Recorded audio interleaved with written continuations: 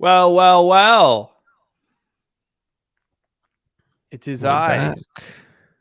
and he. Look at that. It's been how many weeks? 3? 3 weeks. Yes, we were off for 3 weeks. Wow. What a lot of weeks. But anyway, we're back now. Noah is in his correct coast. Mm-hmm. I'm in nothing changed for me, but I'm here also. Yep. And a lot has happened in these last 3 weeks actually. Got a lot to talk about. I feel like my shot is significantly darker than yours. So I'm gonna bump up my light here a little bit. We got to It's the figure out how to make duality. our dark mode actually dark. But we do kind of Yeah. have like good and evil, heavenly light and hellish darkness going on Mm-hmm. here. So I like it. I think that works. What do you guys think of my new darker mode for dark mode compared to what I was doing before, which was I can demonstrate this. So that was the past, out with the old and in with the new. Let me know what you guys think. It's a subtle difference, but Yeah, I think it's noticeable. it is subtle. Whoa, hello, what? How do Who's they know? Who is who's this? that? Do we know this person? I don't recognize the name. I'm going to feel like such a dingus if we went to high school with this person. Yeah. Anyway, point being, what's up? How's it going, Noah? It's going pretty well over here. All good. Good to be back. A lot of people are probably clicking here for the title. I don't know if you saw the Mhm. title, but I did. we do have an update on the Mac Studio. And it is a very interesting one because a lot of stuff happened. Yeah, I know what the resolution was, but I don't know if there's maybe any more details that I am not aware of. Maybe a little bit. I don't know. We'll go over it right at the top of the show. I've always wanted to say Mhm. that right at the top of the hour, you Uh-huh. know? And then at Yep. the bottom of the hour, we'll finish it off with a game. We'll do a game. Interesting. I don't know what the How's that gonna game work? is. Don't worry about it. Okay. Don't even worry about that. Also, look at that. Sketch Hunter. The merch is fire. Love it. Definitely going to talk about that also at the top of the hour. I had to forego the jacket for this episode here because of the aforementioned merch. That's understandable. I'm still waiting for my am I getting a t-shirt from you or should I order one myself? I think I can get you one, but it might also just be faster if you order it and I pay you back.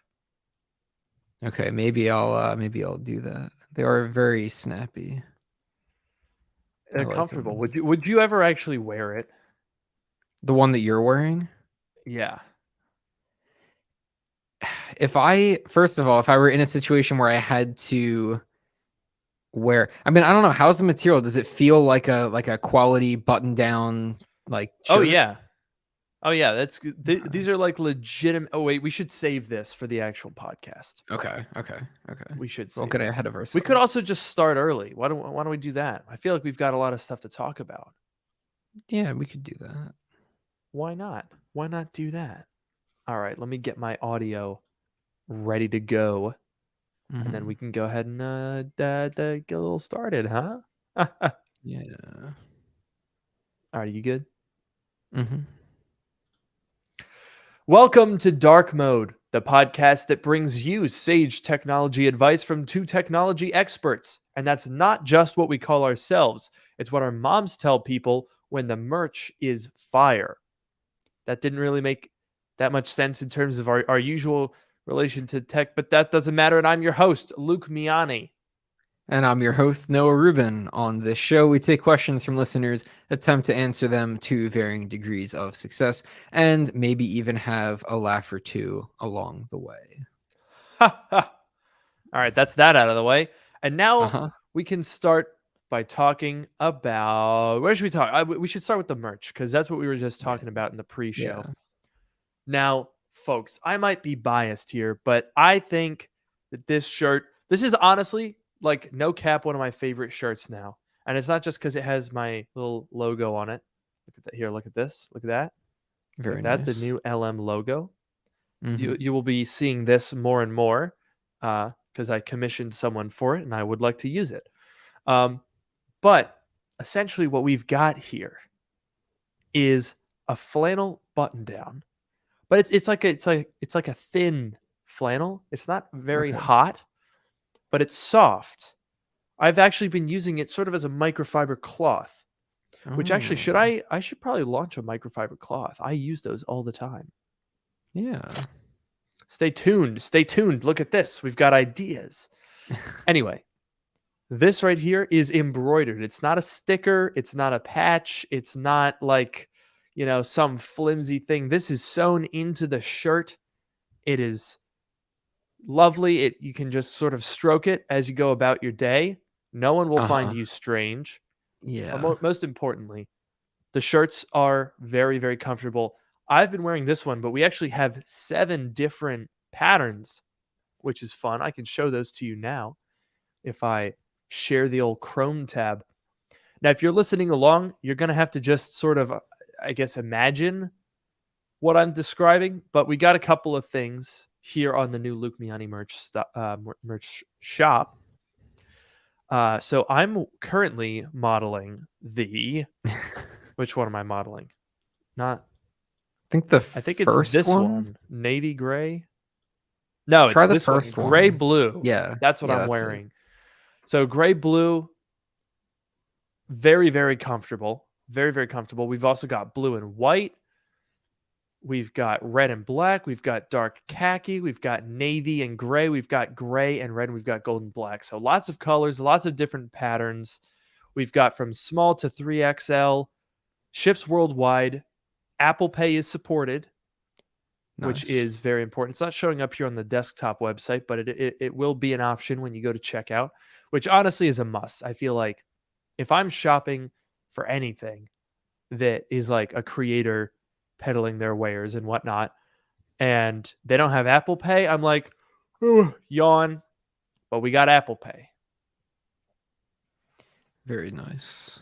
Look Very at nice. this. I like that one. Nice That's a shirt. bold, that yellow and gold, that golden and dark one. Very bold. It's really nice. And the shirts are Burnside. They are very high quality. These are not just like, whatever bottom of the barrel shirts. They're very nice. Now we also have this design that I've been working on, which I thought, a little funny joke, a little funny goof, top notch. Do you get it? Do you get it, Noah? Yeah, I do. It's a good one. So we got these hoodies. I made one in Noah red because I knew that Mhm. you, for the longest time, I think from 8th grade all the way through high school, you had that one red hoodie that was like your favorite thing ever. And so I Yeah. matched that color red for this hoodie. Oh, thank you. And then we got this one, which is sort of like what is that? Terracotta Oh type of yeah, color? yeah. I Burnt can see that. orange, sienna, even. Lots Yeah. of colors, lots of options. We've got that in a t-shirt as well. We got some laptop stickers. Look at that. This Mac is a certified screamer. That's a classic. You got to have that. Nice. Mm-hmm. So, yeah, that's the merch store. Let me know what you guys think. Check it out. It was a lot of fun working on with CrowdMade, the company helping me out with this stuff. They were able to hook up getting these nice shirts embroidered. Definitely check that one out. Which one do you want, Noah? I'll send you one. I gotta say, I do like the button down shirts, and I think it's super cool. It's super like on brand for you because for the entire 10 years or however long that I've known you, you always wear you know, the plaid, the button down t-shirts. So Yeah, it's definitely sort of a brand. Yeah, it's definitely on brand. It's always weird because occasionally I've seen you in a t-shirt and it always just looks, I always like do a double take and it looks, I'm like, he's wearing a t-shirt. That's not right. But Yeah, no, it's weird. When I wear a t-shirt, it's weird. But I'll tell you it what, you is. can also, if you don't like to wear just button downs. Oh, we're already losing one. Wait, did it also just hit and block your light that's down there too? Yes. Oh, it did block the light. That was the next thing I was going to say. Real quick though, if you don't like to wear a button down shirt, springtime, you're on the East Coast, Northeast, it's still a little chilly. What I like to do, just pop on a t-shirt, put a button down unbuttoned over it. It's like a very light jacket. Oh my God, we're already down 2 wall panels. So enough about the merch. What's going to be our count for tonight? I mean, I guess we've already got 2 wall panels down. So there's only 4 left. How many are going to be left at the end of the day? We're by the way, 5 minutes in. Yeah, I mean, I don't want to be a little too crazy here, but like, could we go for all 6? It hasn't happened yet. I mean, we're on pace for all 6. But it's an unpredictable thing. Like, Yeah. we had that one day where nothing happened until the last 5 minutes and then we lost 4. Mm-hmm. That was, I think, more exciting than the Super Bowl. Any Super Bowl. Yeah, definitely a lot of drama at the end there. I got an email from someone that said that was more exhilarating than the OJ trial. Really? No, Oh, I made that up. That But I think it could be understandable. true. So we've already got a couple people that are going for all 6. We've got 2 extreme confidence here from the people that think that this is already it. We're done. Or do they mean that 2 are going to be left at the end? I think the bet is for how many are going to fall off. Okay, how many are going to fall off? That's the bet. Now, Ian here says 3M needs to sponsor. I think probably not. I don't think they would want to sponsor what has essentially become a game show to see how many adhesive strips will fail. So if they sponsor Ian, you silly goose, then there are 2 possibilities. Number 1, the game show continues and the wall panels fall off, thus proving that 3M was bad. Or number 2, no wall panels will fall off, thus being boring. So, Ian, that idea sucks. Oh man. Yeah, I think these walls are just like, they're like stick repellent. Like anything that you try to stick to it, like unless you nail it in there, I think it's coming off. I can't imagine why you would want that. I don't know. I couldn't tell you. Someone says 9 3/4 wall panels. So 3 3/4 wall panels will generate.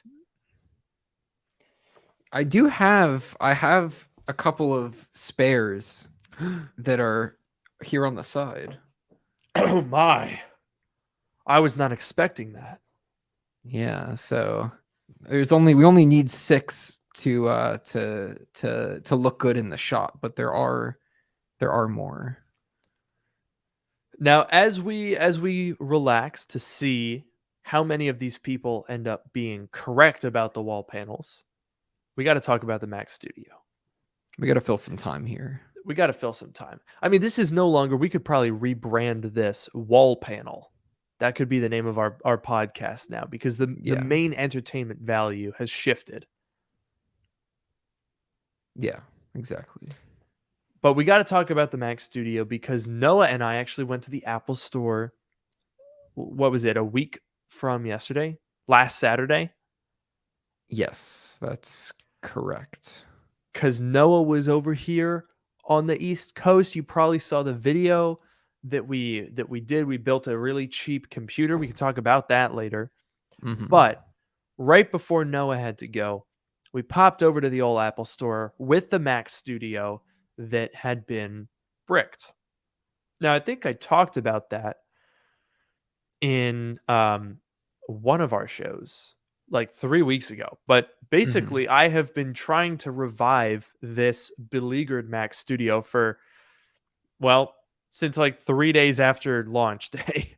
It's been, yeah, it's been not great. But we finally have a development. So we took it to the Apple Store. And now, one thing I will say about the Genius Bar is they're always very friendly. But do you get the sense, Noah, that in the past 7 or 8 years, the ability of the Genius Bar to effectively like do stuff seems to have decreased a little bit? Yeah, I think a lot of the stuff they've been more like sending it out to get repaired. It makes sense, the way that they've been building the products. But yeah, definitely they're very nice about it. They're very as Yeah. helpful as they can be, but yeah, there's not as much that they can do in store these days.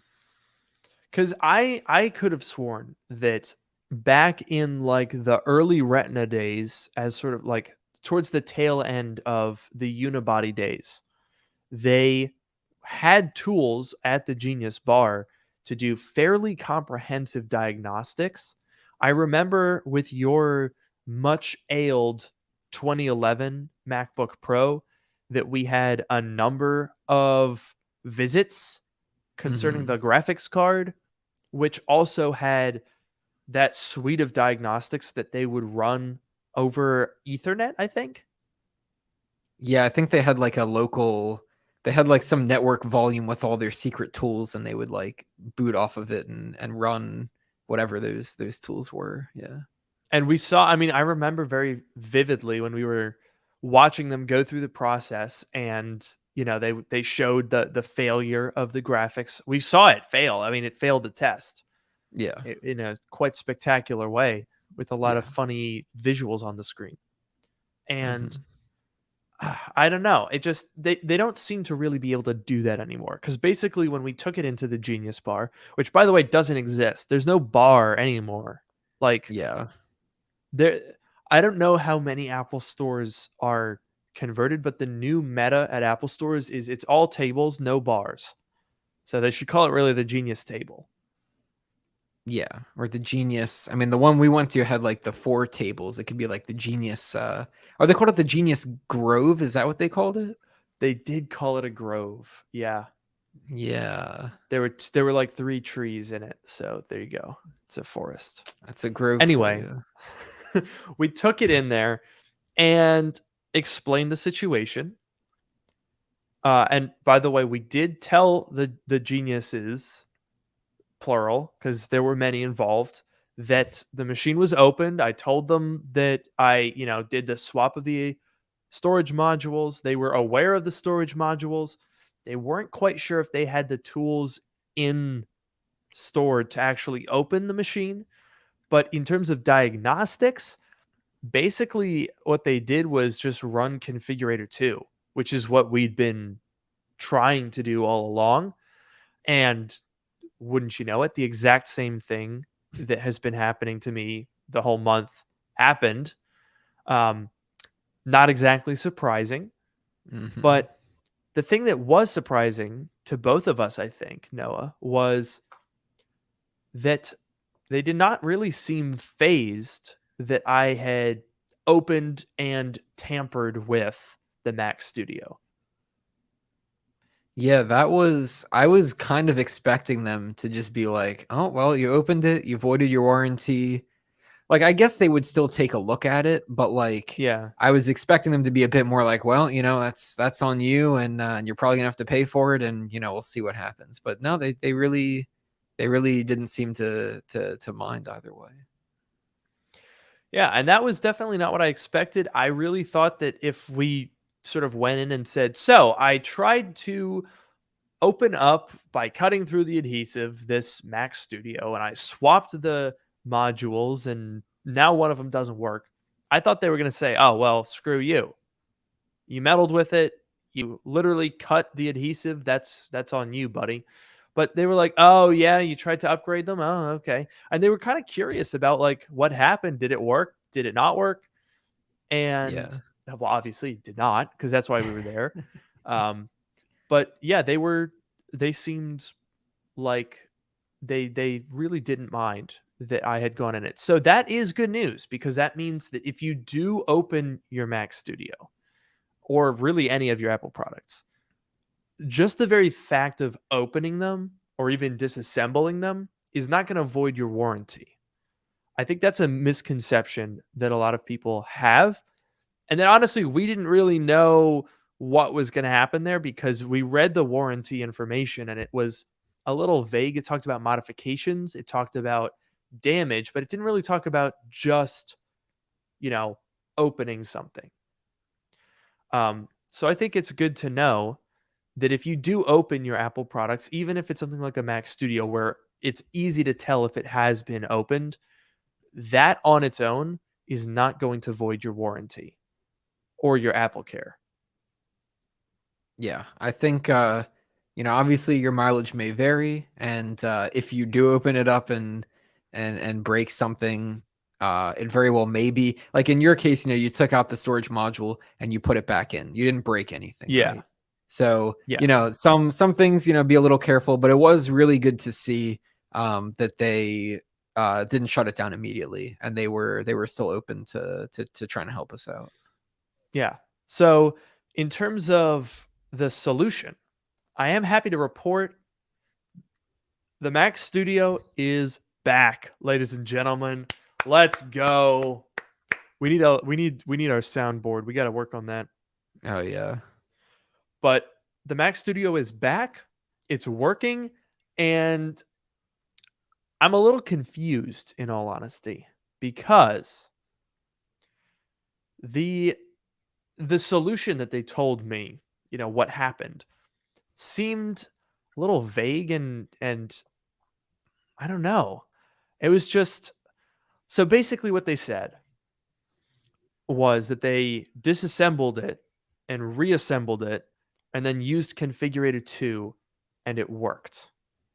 That's what they told me. And I'm like, huh? How do you reckon? Because we they looked at it. They didn't say that anything was wrong with the disassembly. Like, my putting it back together wasn't like, I didn't put the module in the wrong slot or not seat it properly or anything. It's like, it's screwed in. It's got to be seated correctly, right? So they said that they disassembled it. I don't know to what extent. I don't know if they took the logic board out, because I never did. I didn't touch that. But they did some amount of disassembly, put it back together, and then bada bing, bada boom, it works.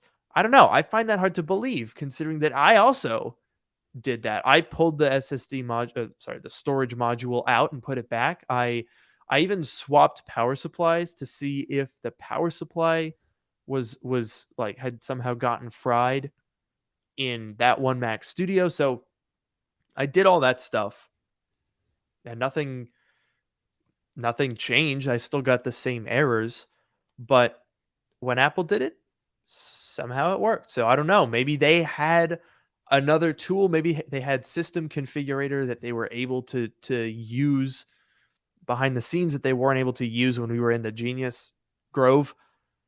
But they got it back, and they didn't charge me a cent. Yeah, that's obviously we'll never know what exactly happened, because they did try in the store. They did the regular old, configurator 2, all the stuff that you tried before, and it didn't work. I don't know. Maybe they really did just open it up and like reseat it, and it happened to work, but there's definitely a chance that they had some secret tool or some secret software that obviously they're not going to tell you about, and they were able to bring it back. But regardless, we'll never know. But it's great that they were able to do it, and obviously free of charge too. Yeah. Well, and they seemed really more concerned with any potential issues with the product, which I think is valid.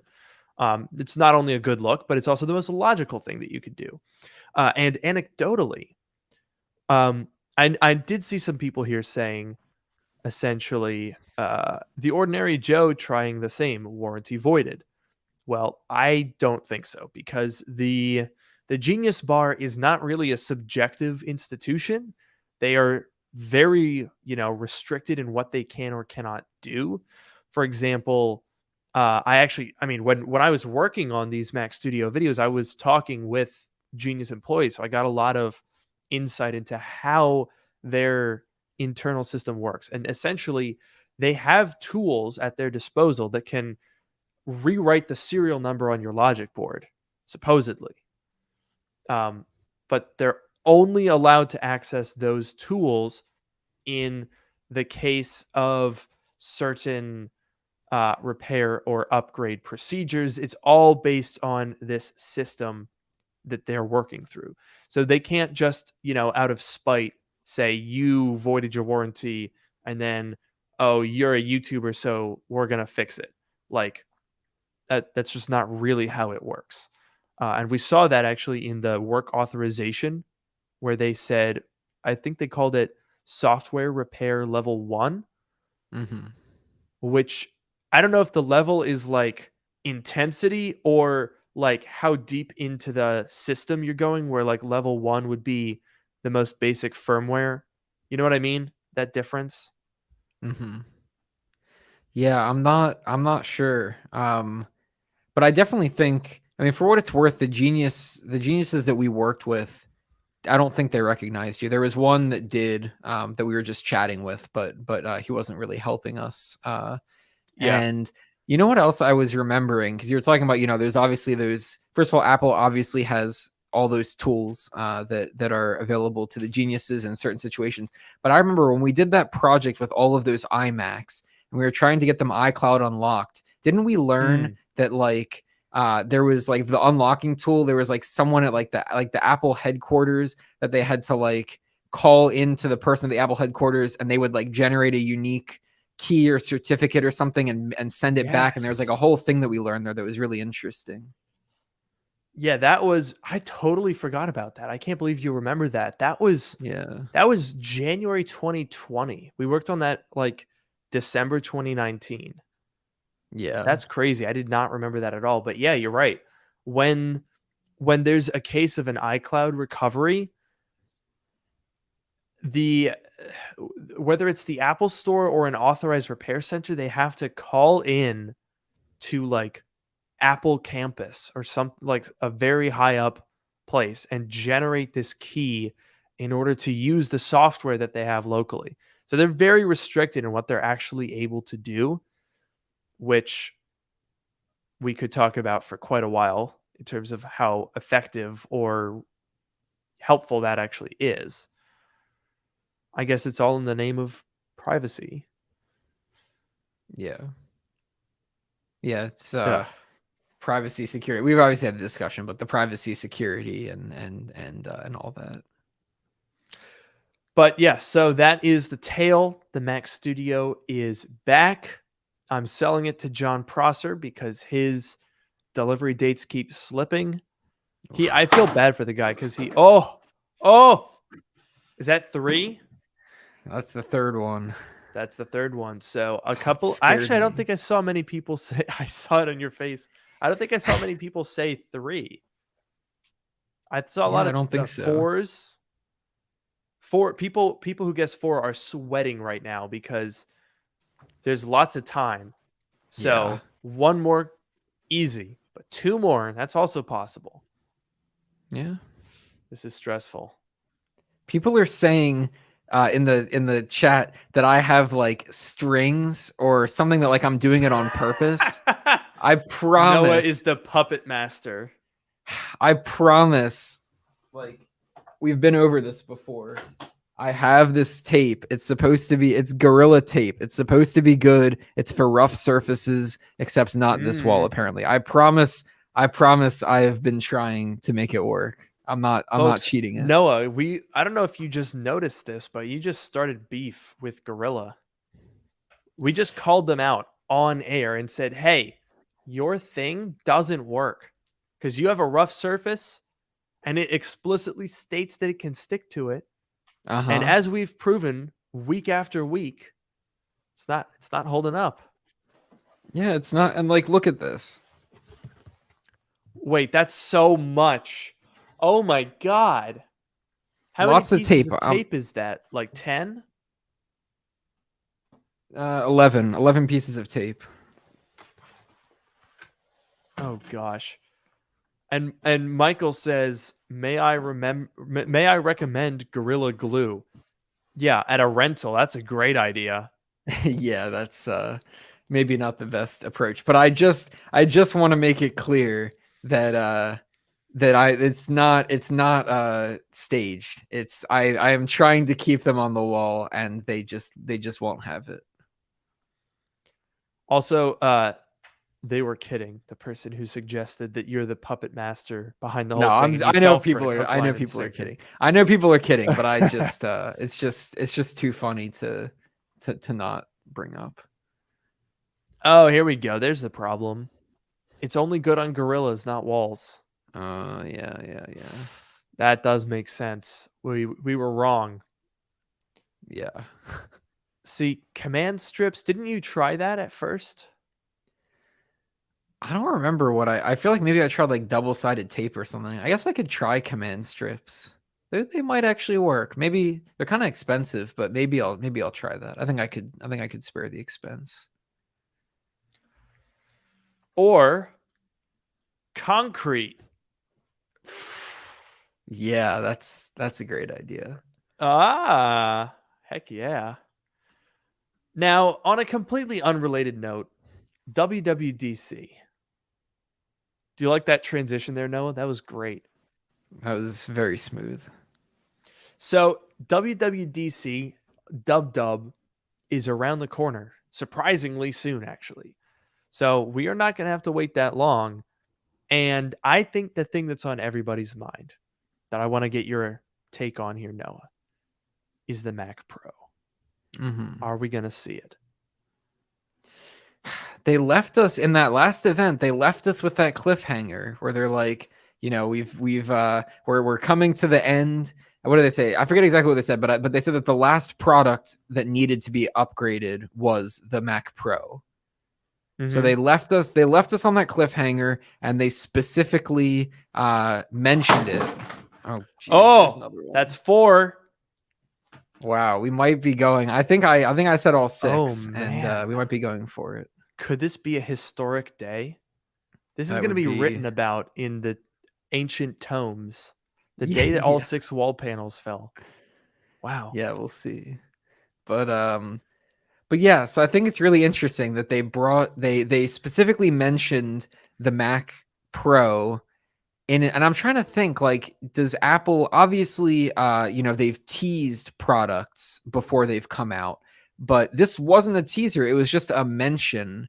And obviously the Mac Pro is not a new product, it's that it's going to get updated, but like the fact that they mentioned it seems kind of like unlike Apple, or just unlike what they've done in the past to mention specifically. Like, everyone knows the iPhone is going to be updated every year, but Apple never talks about, oh, there's going to be a new iPhone coming out, whenever, because people already know that. But I think just to mention the Mac Pro at the end of the event like that, I don't know if there's a precedent for that. I think it's kind of interesting. So I don't know.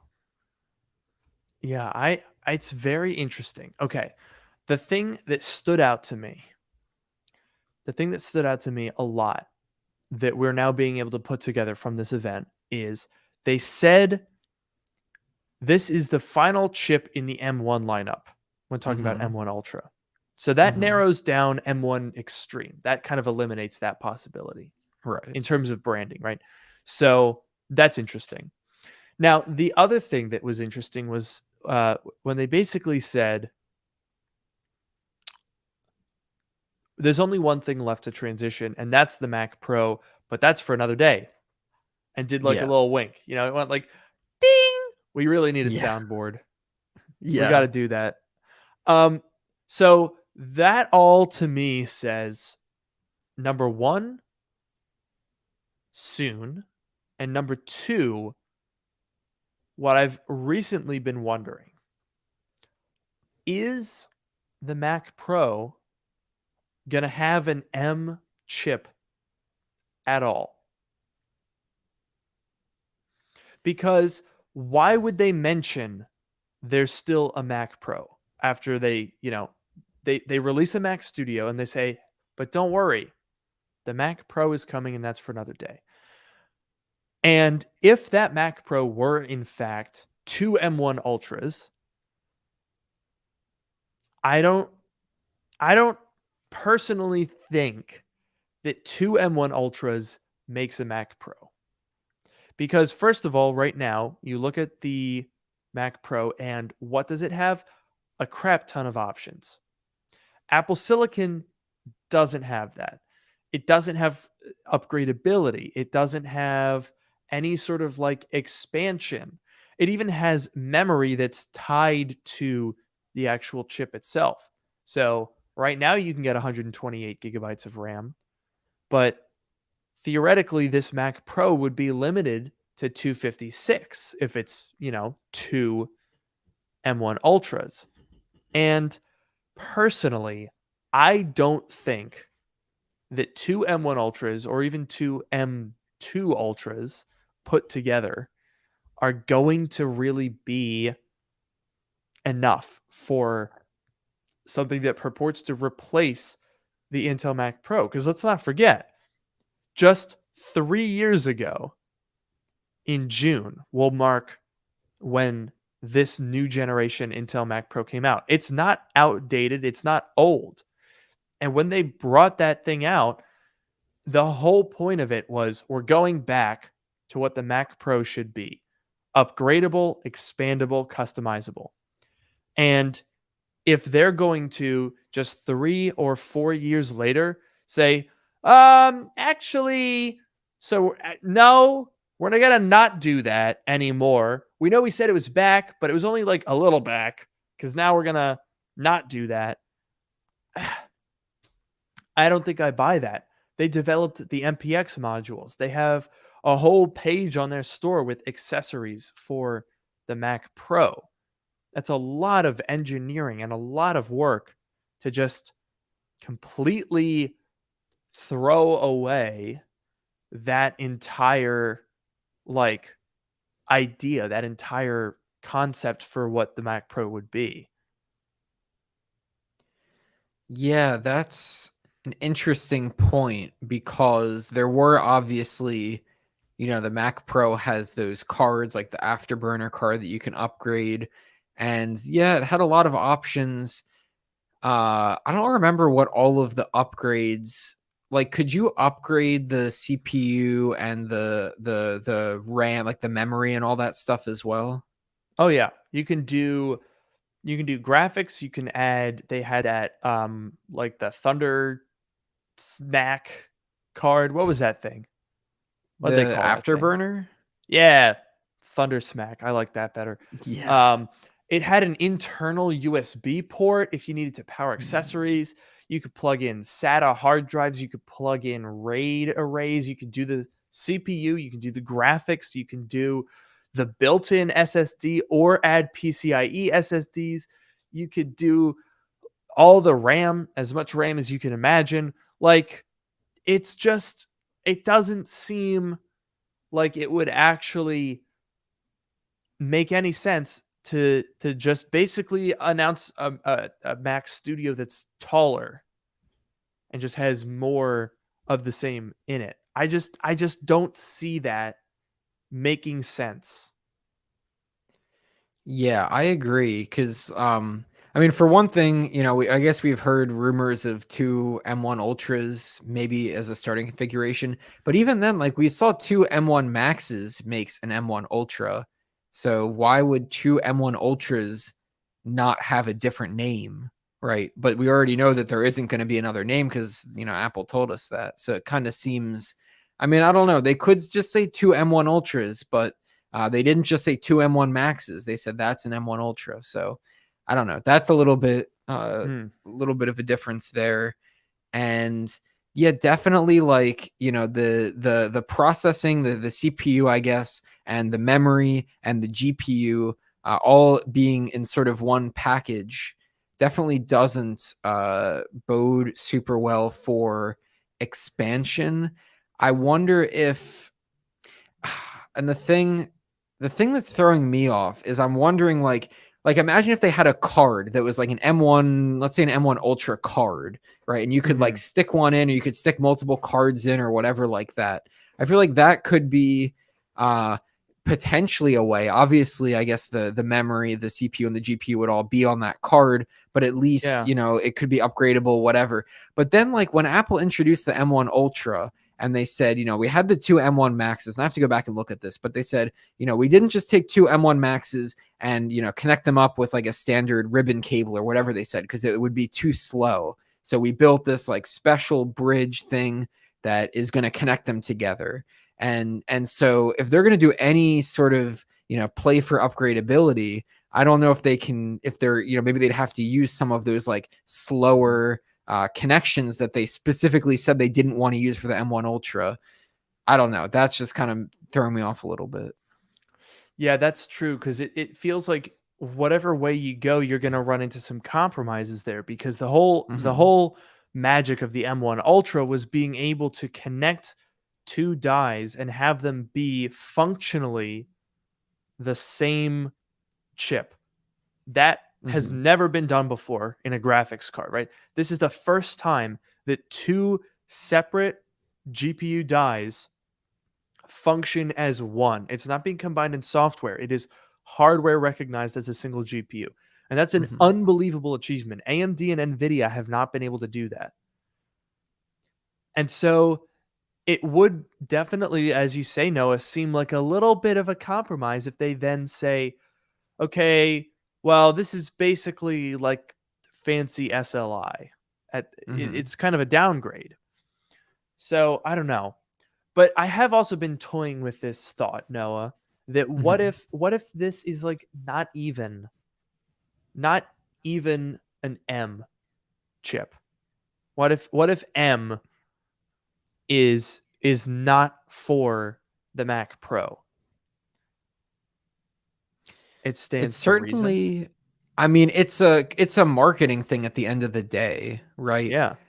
Like when you like the M1, basically, I mean, all the branding. Like if you look at the chip in an iPad versus the chip in a Mac, obviously there are, some differences, but overall they're very similar. And if you look at, M1 Pro versus M1 Max, and the differences are just like, the number of cores and media engines and whatever. But like all of these things are very, very similar. And so it's really just marketing of saying, how many of each little component is going to go in each chip, which components are we going to use, whatever. So absolutely, they could. I saw some people in the chat saying maybe like an X1 chip or something like that. Yeah, it's a marketing thing at the end of the day. And I still think that even if the name is different, that the underlying architecture and the underlying idea is going to still be very similar, right? Same thing between the A series chips and the M series chips. But I could totally see from a marketing perspective, if they wanted to really differentiate the Mac Pro, give it a different name. Absolutely. I don't even know, man. It's just so strange to have, like, the only two bits of information that we know is that Mac Pro is coming, and I feel like teasing it in March means essentially, hey, if you want the best of the best, don't buy the Mac Studio yet. That's what it means. The fact that you would announce this high-end $5,000, $8,000 machine and then say the Mac Pro is still coming, you're saying that because you're signaling industry professionals, you're signaling your Mac Pro audience to say, this is not a Mac Pro. Don't buy this yet. Wait. And it's not very often that a company tells some people to wait. So for me, that does not mean like wait another year, because that's kind of a middle finger, right? For all of these people on 2019 Mac Pros who are now kind of like, shucks, the Mac Studio, which is like a tenth of the volume, is more powerful. It doesn't use 1,000 watts of power, and it's completely silent. Uh-oh, I want Apple Silicon in my life.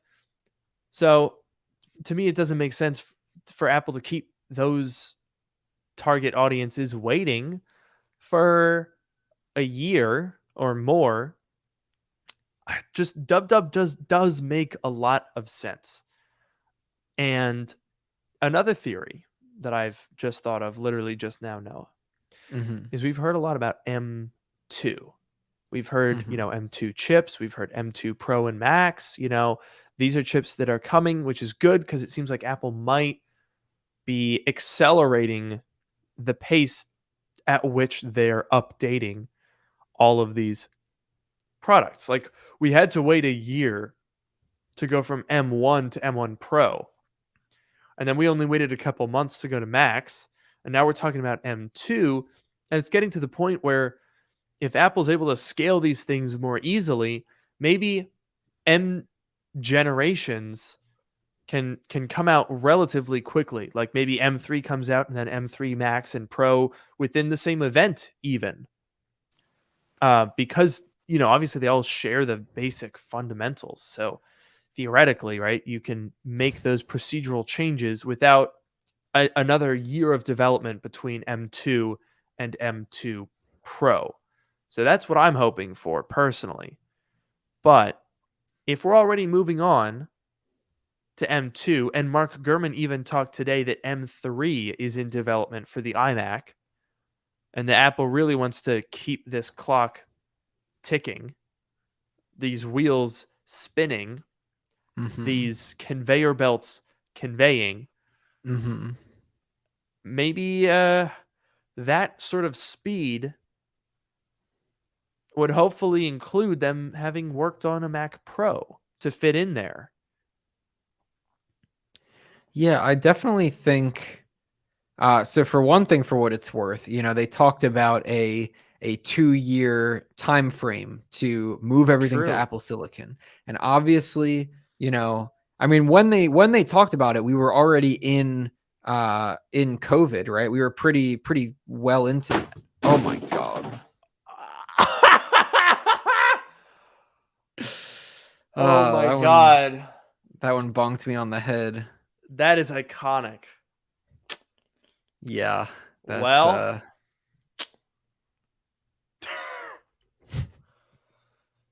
that's a new one. This is going down in the ancient tomes as one of the most titillating dark modes there has ever been. Yeah. Are you titillated, Noah? I would say so. There's only one left.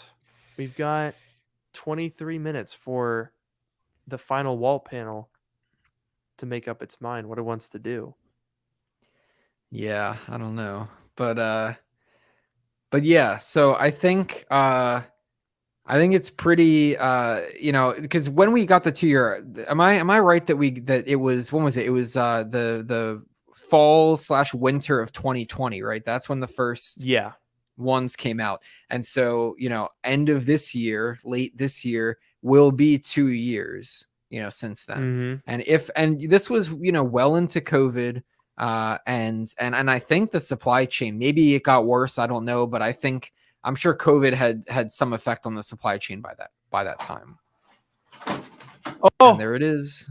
There it is, ladies and gentlemen. History has been made. I said we had 23 minutes left for the final wall panel.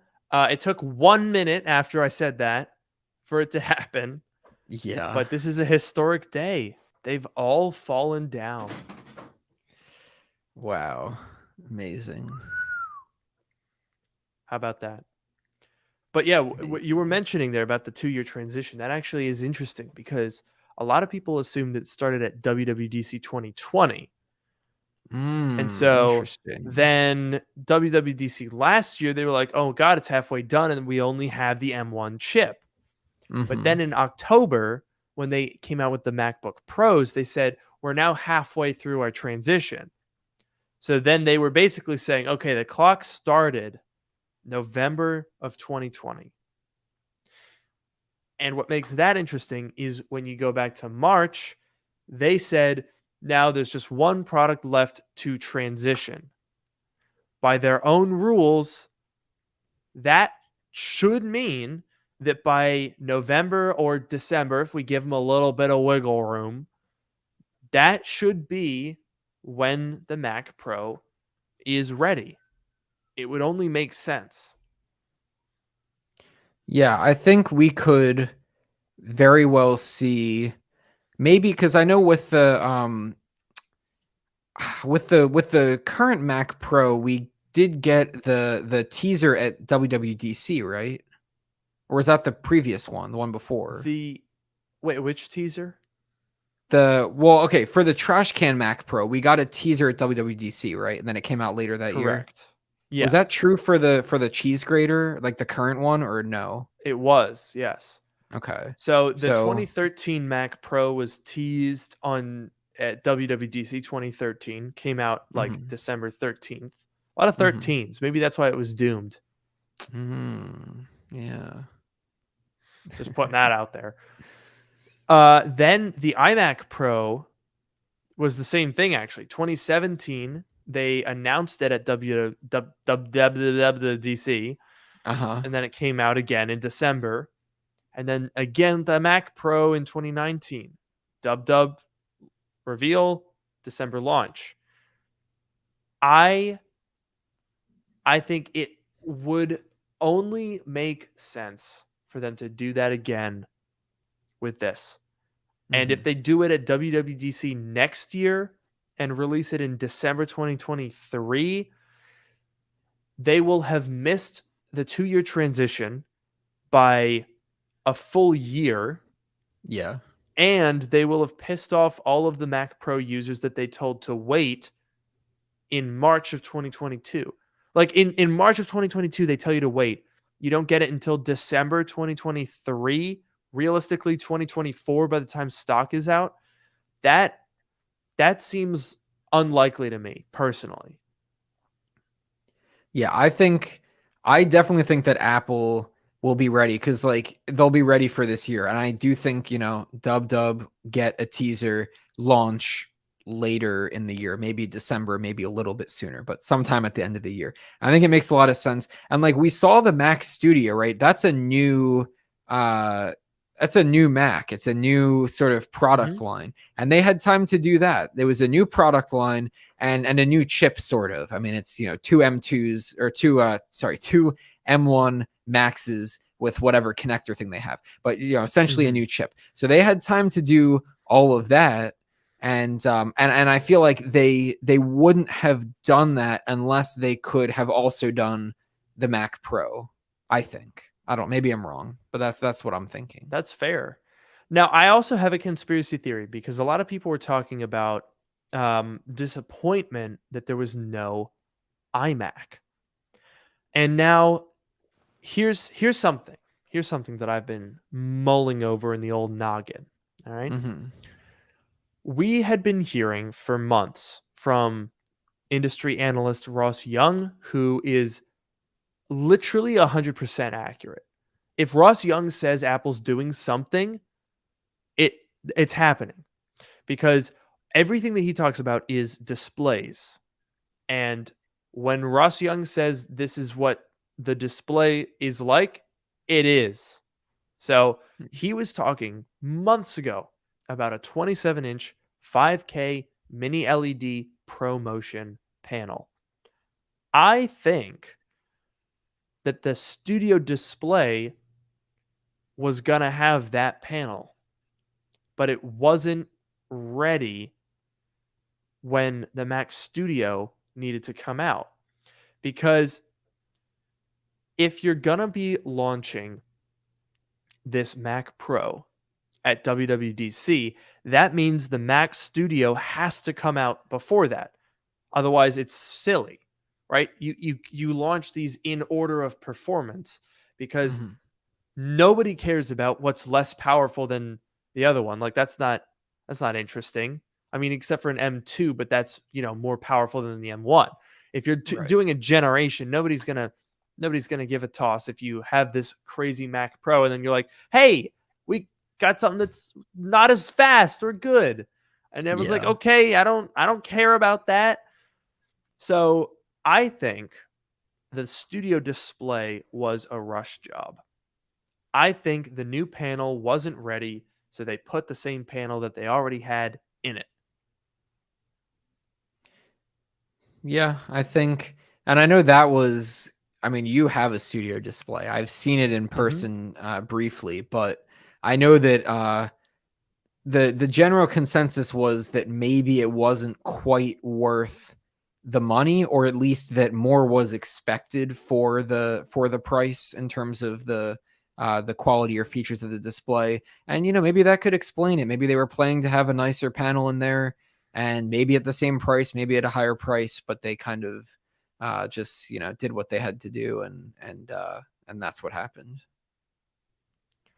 And now there were some reasons, right? People said, okay, look, 5K 120 hertz is not possible over a DisplayPort signal. It's just not something that you can really do. And so that, understandably means there's going to be engineering if Apple wants to pull that off. So that's probably why we're seeing these delays. But when you look at the actual Mac Studio hardware itself, it is ridiculously overkill. Or sorry, the Studio Display. It is ridiculously overkill. Dude, they designed a power supply that has cutouts in the PCB for transistors and inductors and um, the caps. There's Hmm. holes in the PCB so that they could make the power supply, instead of having like a PCB with stuff on top of it, the stuff is embedded in the thing to make it as thin as possible. There is an Hmm. entire iPhone 12, an iPhone 11 Pro in there with 64 gigabytes of storage, an A13 chip. There are 2 cooling fans in there. This thing is unbelievably over engineered for the same panel that they had in the iMac. And I'm sorry, I don't buy that. I don't think that that is feasible. I am 100% convinced that if not promotion, at the very least, a mini LED panel was supposed to go in this thing. And they ended up running out of time, saying, look, the Mac Studio has to launch before the Mac Pro. And that means the Studio Display has to launch before the crazy XDR display replacement. Because otherwise, again, why would anyone care about it? And why would you? And you can't launch an entirely new desktop without having a monitor to sell with it. So we take the panel that we've already got a billion of from the iMac, which, by the way, we've conveniently discontinued, thus giving us a surplus of these panels. Bob's your uncle. You've got yourself a studio display. I think it was originally going to be $19.99 with mini LED and all that stuff. And then they're like, okay, use a different panel, drop it down a little bit, not enough. And that, Yeah. I think, is how we got to this situation. Yeah, and I could see, maybe a Studio Display Pro, or them reusing some of the like really cool engineering stuff that they did in the next Pro Display XDR, or whatever they're gonna call it. Hopefully the Studio Display, and I don't think it would be that the Studio Display would be, the last, you know, display. Like hopefully, I guess, when the Mac Pro comes out, and if we're expecting it maybe at the end of the year, then I think we would probably expect a new display to come with it as well. Probably an updated version of the Pro Display XDR. But maybe we could see some of that stuff being put to better use there. Now, to back up what we've been talking about here, I found a little tweet from Ross Young. Mhm. And this mini LED panel, he says, still expecting a 27-inch mini LED panel from Apple in June. Guess it might be a Studio Display Pro. Have Mm. confirmed it with multiple companies in their supply chain, and we believe production has already started on the panel for the new display. That was on March 10th, 2 days after the event. So if production is starting, that seems to back up what we've just been saying, right? They weren't able to hit their targets for getting the display out now, but you come out with Studio Display Pro, or maybe they just call it a new mini LED or a new XDR Studio Display. Studio Display XDR. Boom. There you go. Mm-hmm. Add maybe another $1,000 to be perfectly honest. $24.99 maybe. That sounds like an Apple-y kind of number, right? Yeah. Yeah, I could see it. I could see it happening. Yeah, I mean, it could have been. It could have been their plan. It could have been, that they ran out of time and sort of like you said. But it definitely makes sense. I'm just a little interested the fact that it's still 27 inches because I would expect, and I guess that's sort of because the Pro Display XDR that's got to be what, like 32 or 34 inches. Is that right? The current one is 32. Yeah. Okay, 32. So if we're, if the rumor is about a 27-inch, it's got to be a Studio Display, maybe a Studio Display Pro, or, well, it can't be a next generation because they just launched the current one. So let's call it a Studio Display Pro, right? Because the 32, I guess, has got to be, the Pro Display XDR whenever that comes out. Yeah, and it's interesting that he says that Ross Young is saying June. Because now in terms of accuracy, Ross Young, when he says this panel exists, it does, and the product happens. So there will be a mini LED 5K display in some form, almost certainly eventually in an iMac, though that, as we are hearing, is not super duper soon, but it will happen eventually. So I don't know. I guess that goes alongside the Mac Pro, but then we've also heard that there's a 7K one. Have you heard that, Noah? Apparently, I don't know if that came from Ross Young. He's still trying to get confirmation on that, as last I've seen. But supposedly there's a 7K panel. Jeez. Hopefully, I guess that might be larger than the 6K one. Because Apple's all about pixel density, right?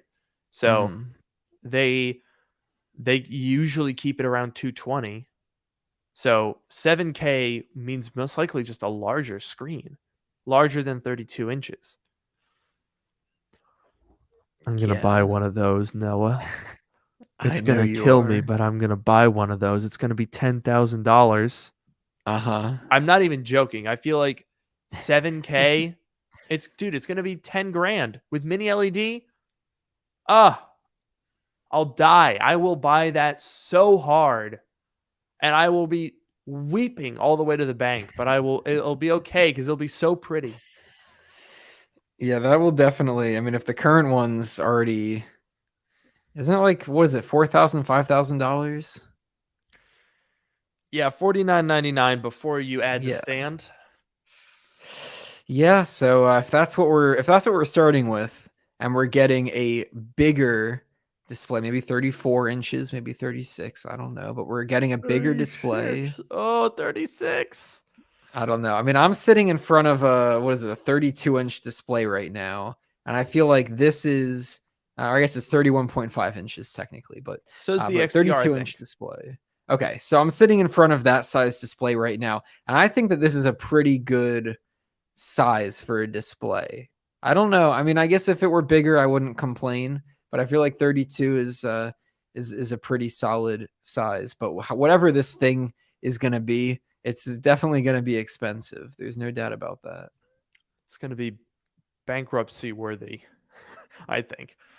Yeah. Now, I do want to address some people we're talking about. Since we're talking about Ross Young has essentially told us that the next generation MacBook Air will be 13.6 inches and then 15.2 inches.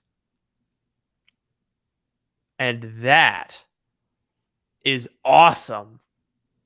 Dude, could you imagine a world where the MacBook Air retains its form factor but gets a slightly larger screen and much thinner and lighter construction, and then also a 15-inch bigger brother?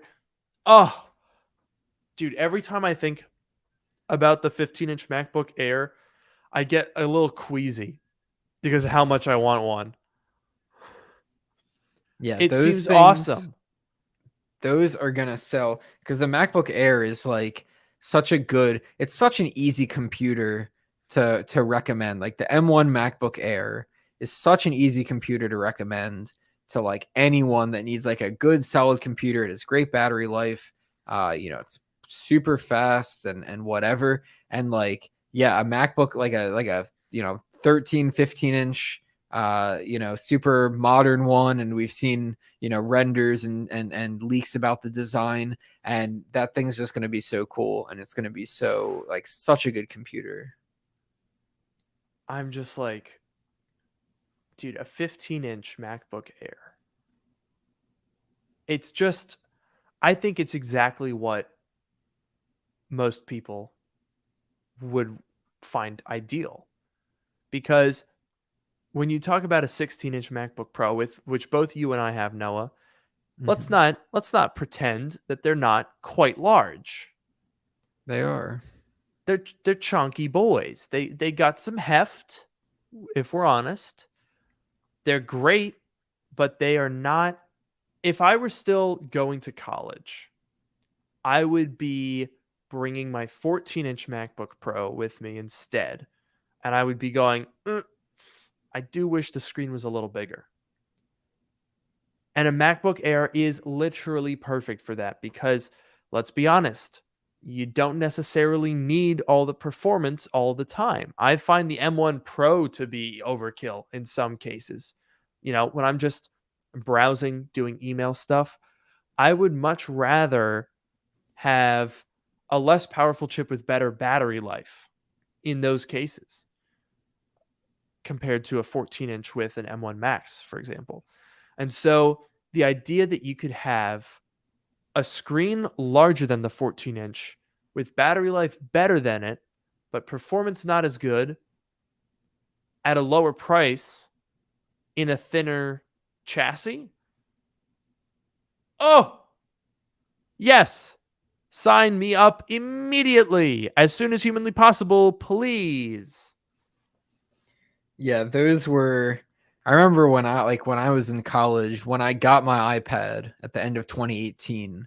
I mostly just brought the iPad to classes. I kind of just stopped bringing. I had a 15-inch MacBook Pro, which is it wasn't as thick and it wasn't quite as large as the current 16-inch. But even that, I felt like, it was fine, but it was maybe a little bit much. So I always just brought my iPad with me, and 11-inch iPad. Honestly, it was pretty solid, but like, yeah, having a 15-inch screen, but like having it be basically as portable. Obviously, it's bigger, but throw it in a backpack, whatever. It's basically as portable. I mean, yeah, obviously that would be. I'm not sure if I would buy one. I can't justify multiple Macs as easily as you can because it's not my job. Yeah, But they would understandable. definitely be cool, and I would definitely check them out, and I would be very jealous if I saw one. Dude, and the fact that we're expecting it to be colorful. Oh Mhm. yeah. Oh my god, I want a blue 15-inch MacBook Air so freaking bad.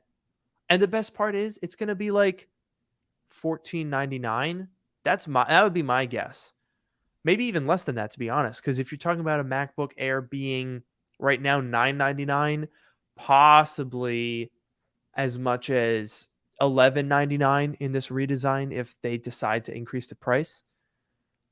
But jumping up in sizes on the MacBook Pro, that's a $200 option, right? So Mhm. theoretically, if the MacBook Air is $9.99, the 15-inch would be $11.99, and if the MacBook Air is $11.99, it would be $13.99. Mhm. Oh my god, that would be so awesome, dude. Oh my god, please, please, Apple, I beg of you, release a 15-inch MacBook Air at $11.99. That would be the perfect. Literally, any other computer that you can imagine would be worse than that all round. In some way. In Imagine a some way. computer and it sucks by comparison.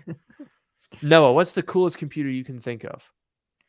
That giant supercomputer that like takes up an entire room.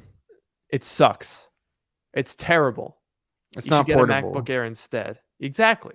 What if you want to go somewhere? You can't. You got to go to it. Yeah. Boring. Yeah, exactly. MacBook Air is better.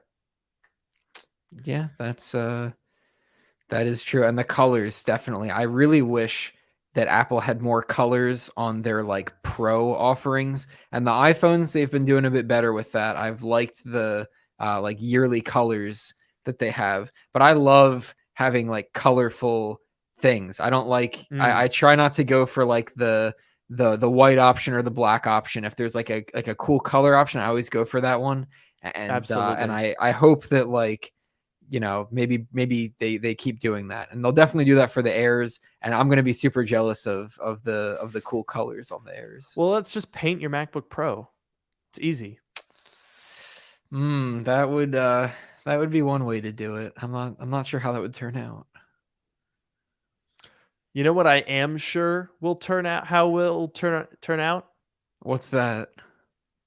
The ending of this episode of Dark Mode, and I'm sure that it will turn out poorly because I messed that up pretty big time.